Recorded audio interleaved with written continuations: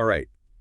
Everyone get ready, because today we're going deep into a story that's thousands of years old, but still has so much to teach us, even today. Oh, yeah. We're opening up the Chandogya Upanishad. Okay. One of the ancient Hindu scriptures. Mm-hmm. Think of it like a podcast series, but from way, way back, full of wisdom and fascinating characters. I like that. And we're focusing on the tale of Upakosala Kamalayana, a dedicated student who's on this quest for enlightenment. You know what I find so compelling about these ancient texts? What's that? Is they operate on like multiple levels. Oh, interesting. You've got the surface story, which is engaging in its own right. Sure. But underneath that are these timeless insights into the human experience. It's like they're asking questions we're still grappling with today, only framed in a completely different context. I love that. Like peeling back layers of an onion. Yeah. Only instead of tears we get wisdom. There you go. So let's start with Upakosala. He's studying under this revered sage named Satyakama totally immersed in the pursuit of spiritual knowledge. Right. But here's the thing. He's not just going through the motions. Yeah. He's genuinely wrestling with big questions about the self, Atman, and its connection to Brahman, the ultimate reality. Right. Now, for those unfamiliar, Atman is like our deepest self, our soul, and Brahman is the ultimate reality, like the universe's source code. Yeah. So Upakosala is, after that connection, that's his definition of enlightenment. And that's what makes Upakosala so relatable, even across millennia. He's this incredibly dedicated student, Right. but he's also struggling with doubts. Right. He has this burning desire for liberation, to escape this cycle of birth and death. Yeah. But he's not quite there yet. Makes you wonder if someone as devoted as Upakosala experiences these roadblocks. Yeah. Maybe it's okay for the rest of us to feel confused or uncertain on our own journeys. Absolutely. The Upanishads don't offer easy answers. Right. They illuminate the process, the ups and downs of spiritual growth. Yeah. It's not about instant enlightenment. It's about the journey itself. And this is where Satyakama's rather unusual test comes in. Knowing that Upakosala needs more than just lectures, he leaves him in charge of the sacred fire Agni while he's away. Hold on. The big test is babysitting a fire. Wow. I'm intrigued, but I have to admit that doesn't sound as exciting as some of the epic trials we hear about in these ancient tales. Well, it's not your typical hero's quest. Right. But remember, fire holds immense symbolic significance in many cultures, especially in Hinduism. Right. Agni isn't just any fire. It's a god, a messenger between the human and divine realms. Okay. So Satyakama is not asking Upakosala to simply keep the flames going. Right. He's tasking him with maintaining a connection to something greater. Yeah. It's the spiritual heart of the ashram. Okay, now it's starting to make sense, this fire tending test. Yeah. It's like Satyakama is saying, go meditate, kid. Yeah. Figure yourself out. Yeah. But he's doing it in a way that resonates with their culture. It's not that different from us seeking a therapist or a life coach today. Just a different approach. Precisely. Okay. Satyakama understands that forcing Upakosala to rely on his inner resources to confront his doubts in solitude might be the key to unlocking his true potential. Yeah. It's like being given a puzzle without all the pieces you have to dig deep and use your intuition to find the solution. I can see where this is going. Yeah. Alone with the fire. Yeah. All those burning questions inside Upakosala are just going to intensify. Oh, yeah. It's a recipe for some serious introspection, wouldn't you say? Absolutely. This period of solitude becomes a crucible for Upakosala's spiritual growth. Right. Setting the stage for a truly remarkable encounter with the divine. Okay. But we'll delve into that fascinating turn of events in the next part of our deep dive. I can't wait. So we left off with Upakosala diligently tending that sacred fire, tasked with this seemingly simple yet profound responsibility. But I imagine days turn into weeks, with no grand epiphany, no divine download of wisdom. Yeah. What's going through his mind as he faithfully keeps those flames alive? Well, you can imagine the frustration building, right? Oh, yeah, for sure. He's following his guru's instructions to the letter, but feeling no closer to the enlightenment he craves. Right. It really highlights the tension between dedication and doubt Yeah. that so many spiritual seekers experience. Yeah. You could even say it mirrors our modern-day struggles with patience and instant gratification. Oh, absolutely. We want results, Yeah. and we want them now. Like yesterday. We live in a world of instant downloads and overnight success stories. Exactly. Waiting for spiritual insights to unfold must have felt like an eternity. Yeah. So does Upakosala ever reach a breaking point? He does. He does. The story tells us that Upakosala reaches a point of desperation. Okay, and in a moment of raw vulnerability, he turns to the fire itself for answers. Ooh, wow. Remember, Agni isn't just a campfire. Right. It's a deity. Yeah. A powerful symbol of transformation and the divine. Okay, so he's essentially praying to the fire. Yeah, you could say that. What happens next? Does Agni just like pop out and say, hey, Upakosala, what's up? Well, not exactly, but it's not far off. Okay. The Upanishad describes this incredible scene where the flames roar, colors shift, and out of the fire emerges Agni, the fire god himself, in all his divine glory. I can only imagine what that must have been like for Upakosala. Yeah. Terrifying, awe-inspiring. Probably a bit of both. Yeah. But here's the thing. What's that? Agni doesn't reprimand him for doubting or taking so long. Right. Instead, he commends Upakosala for his devotion and his persistence. Oh, wow. It's a beautiful reminder that even in our moments of doubt, our sincere efforts are recognized and appreciated. It's almost like those struggles, those moments where we feel lost or stuck. Right. Actually, what draws the divine closer. Yeah. It makes me think about the saying, the teacher appears when the student is ready. Exactly. So what does Agni teach Upakosala? Does he finally get those answers he's been longing for? He does. And they come in the form of a cosmic lesson. Okay, I like it. Agni explains that the entire universe is woven from these 5 elements. Okay. Earth, water, fire, air, and ether. Okay. But beyond these physical elements lies the Atman, the true self. Right. Which is eternal and unchanging, connected to Brahman, the ultimate reality. So he's giving Upakosala a glimpse into the very fabric of existence. Exactly. It's like discovering there's this whole other dimension to reality that we typically just overlook. Yeah. We get so caught up in the physical world that we forget about this deeper interconnected level of being. Yeah, that's a great way to put it. Yeah.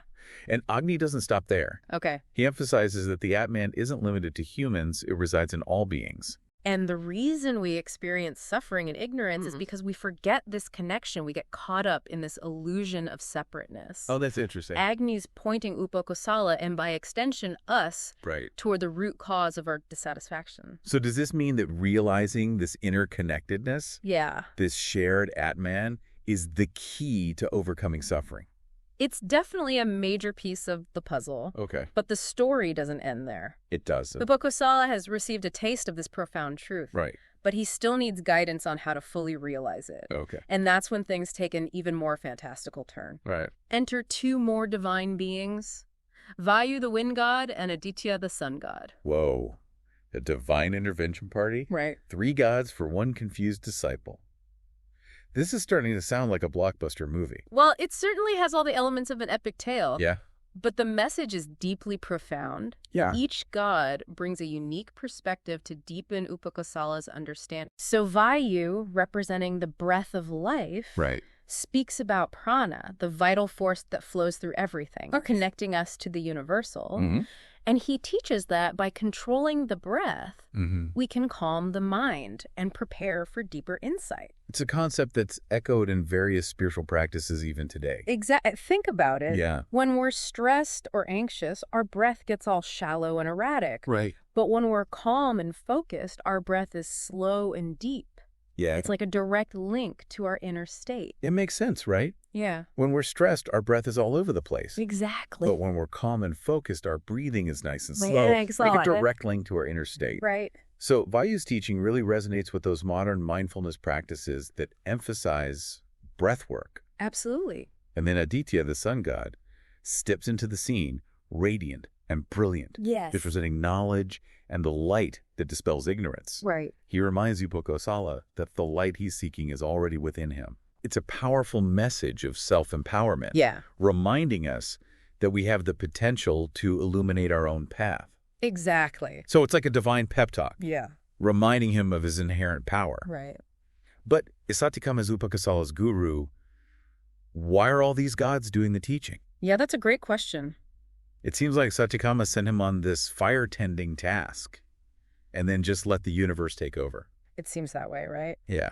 And that leads us to the most mind-blowing part of this entire story. Okay.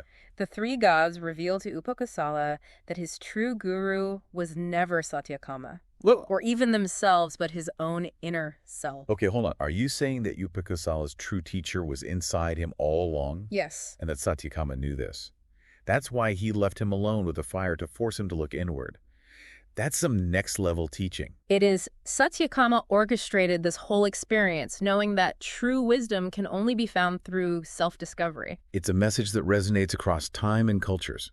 Absolutely. Think about it. All the great spiritual traditions emphasize this idea of turning inward, of seeking answers within. Yes. So the God's intervention was simply a catalyst, a dramatic representation of this universal truth. Exactly. Okay, this is blowing my mind. Yeah. So what happens when Satyakama returns? Does he even recognize his own student after this profound transformation? I think we'll have to wait till next time to find out. I can't wait. All right, we're back, and I am so ready to hear what happens next. Me too. We left off with Upakosala practically glowing after meeting not one, but 3 e-gods. Yeah, it was quite the encounter. So what happens when Satyakama, his guru, gets back to the ashram? Well, imagine this. Right. Satyakama walks back in, and he immediately senses something's different. Like, can he feel it in the air? It's more than that. He sees Upakosala, and he's not just tending the fire, he's embodying this deep sense of peace and understanding. Right, because Satyakan is no ordinary teacher. Oh, definitely not. He's in tune with Upakosala's energy. Exactly. He can practically see the transformation. It's like when you've been working on a tough problem and suddenly it all clicks. You just radiate this sense of accomplishment. Yeah, like a light bulb moment. Yeah, and anyone who knows you can tell something's different. Exactly. And Satyakama, being the wise guru that he is, doesn't need a long explanation. Right. He just smiles knowingly and says, "Tell me, Upakosala, what has transpired in my absence?" So he's inviting Upakosala to share his experience. Right. He recognizes that putting these insights into words is a key part of integrating them. I love that it's like when you have a major breakthrough and you just have to tell someone. Yeah, you need to process it out loud. Yeah, the act of sharing solidifies the understanding. Right, and it can bring in new perspectives, too. So Upakosala, filled with gratitude, tells him everything. Right. He recounts his encounters with the gods, describing their teachings about the self, the Atman, its connection to Brahman, and the interconnectedness of all beings. But there's a plot twist. There is. Satyakama, the master teacher, senses there's still a piece missing. One last piece of the puzzle. Okay, what is it? What more could there be to learn after talking to 3 gods? Well, Satyakama explains that while Upakosala has grasped the manifestations of the divine, like the elements, the gods themselves. Yeah, he needs to go deeper to understand the source of those manifestations. The source. He says, and I'm paraphrasing here, Upakosala, the self, is not merely an aspect of existence, it is existence itself. Whoa, that's huge. It is. It's not just that we have a self, a soul, but that we are that self. Exactly. That's next level stuff. Satyakama is emphasizing that the self, the Atman, is eternal, unchanging. Right. Beyond the limitations of time and space. It makes our everyday worries seem so small in comparison. It really does, right? If we can tap into that eternal self, that boundless awareness. Yeah. It changes everything. Okay, I'm starting to see why this story is so powerful.